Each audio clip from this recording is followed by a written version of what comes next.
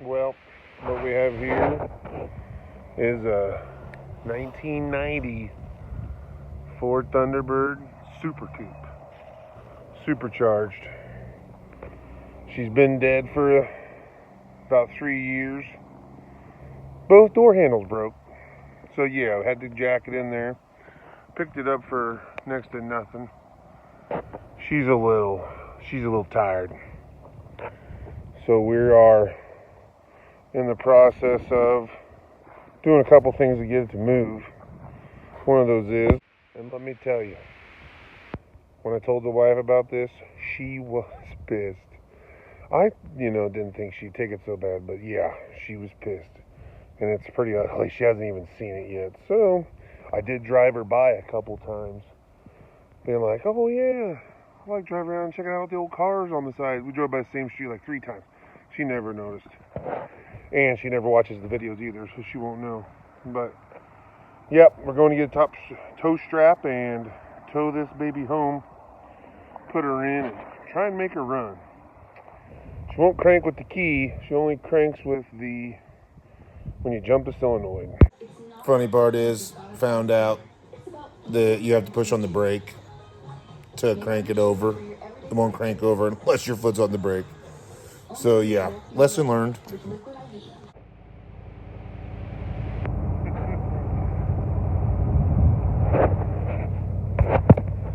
No good on the driving today. Towing.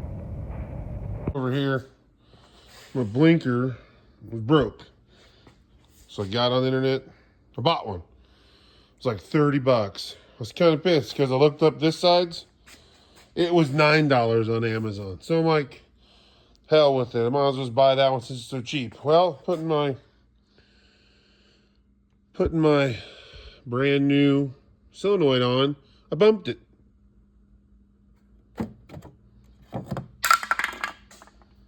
So, guess it's good I bought the other one. Out with the old, missed. In with the new. That took about 12 seconds. So, back in. I bought a new, these are pretty cheap. It was a sellout. I'm afraid these parts are going to be the idle air control. So, that sucker goes right there. So while it was in there, since the parts were so cheap, I got a new throttle position sensor. I gotta take this off to switch it, so like that thing's there anyway. So I'm gonna switch both of these and see if that'll make her run right.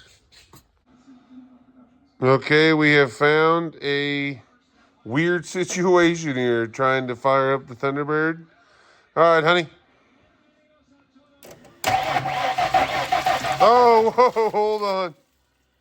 Well, I know one thing for sure. That's definitely not good. Bummer. I'm guessing this engine got as hot as my mother did when I blew past curfew. Because look at that. Got it. Well, this video was 2 years in the making. I didn't keep the videos of everything I did, but I've been working on Thunderbird, finally got some parts. I didn't video all of it. I did video most of it, but because there's no videos out there showing this stuff, so I thought it'd be interesting and maybe get some views, but it took 2 years. Like the heads were in the machine shop for like 9 months. The radiator's extinct. It's getting a brand new one. I don't even know what that's going to cost. It's getting the old one completely rebuilt. The supercharger was in Oregon for 12 weeks getting rebuilt. So a lot of things happened that I just didn't video because I did a lot of other things between there and I just couldn't keep them on my phone. But here's the progress. Well, supercharger's back. I got everything on. Like, I'm waiting on the radiator. I have the intercooler cleaned. I have the battery. I am going to have my brother-in-law come. He's a Ford magician. And we're going to pump all the fuel out of that tank and get all of it out of there. See if the fuel pump works or not. and get all that varnish out of there. There's one clip in the back of the engine. I don't know where it clipped to. Got no idea. And then also this guy. But I think this is the hood light. But there's one back in there in a mess I just seen, and I don't know where it goes. I'm not missing anything anywhere else. This thing would let coolant, they used coolant to circulate through the throttle body to, like, you know, they thought it'd keep it cool. It didn't. Plugged all that off. Not doing that. Belts on. They're shot, but I'm broke, out of money. We're going to use these belts till they blow. So I'll fix it whenever they break. But, yeah. It's just been a long time. It's been 2 years I've been trying to do this. I got a couple videos left. New head gaskets, rebuild heads, rebuild supercharger, plugs, wires, gaskets, you know, the works. And for a $3,000 car maybe. So next clip, video, I'll try to start it. Pump the fuel next weekend or next time I got off. But done for now until the radiator's done, and I can get my brother on over here. All right. Thanks. All right, we're going to work on the Thunderbird. Underneath here is where the fucking fuel pump is.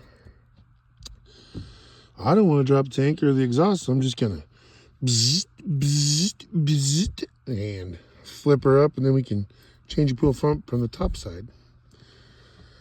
Got my sister's boyfriend Colton here, the Ford expert.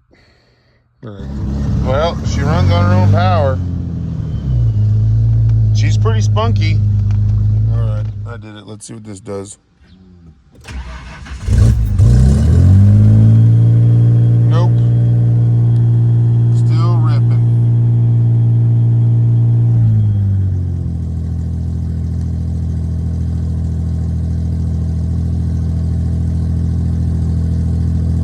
All right, so Thunderbird's done, starts and runs. I had to put an external relay in for the fan. I don't know, something happened when it got hot.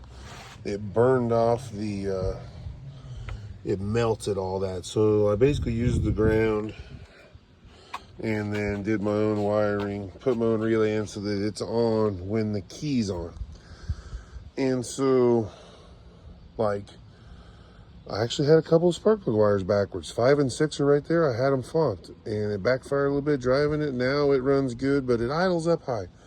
So the plan is here is we're gonna start it up. I'm gonna turn the propane on and then blow it around and see where, if it sucks in, that it will rev up, and then I'll know. Because I think it's got a vacuum leak. I think when it just is overcompensating with fuel because that blower's sucking air. So let's see if I can do it.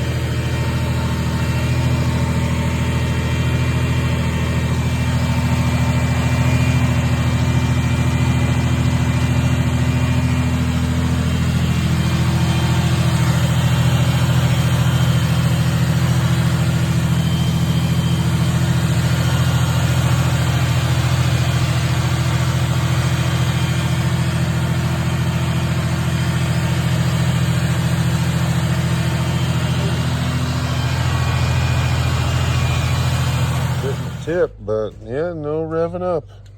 Next thing to try is we're gonna try and loosen this a little bit. See if it'll kick the idle down. Adjusting that screw did not change anything. It still revved up, and yeah, bummer. So the Thunderbird's done. There's been really updates. I'm gonna finish the video for it with this outro, but it still revs, but it runs, drives, does everything. I just need to take it to the local Ford dealership here and have them see if they can figure out what it is. There's a brake boost thing, vacuum, and I've read about it. I haven't ordered it yet because, yeah, when you push on the brakes and put it in gear, it'll come back down. But once you let off the brakes, it'll rev up. It's got like built-in cruise control.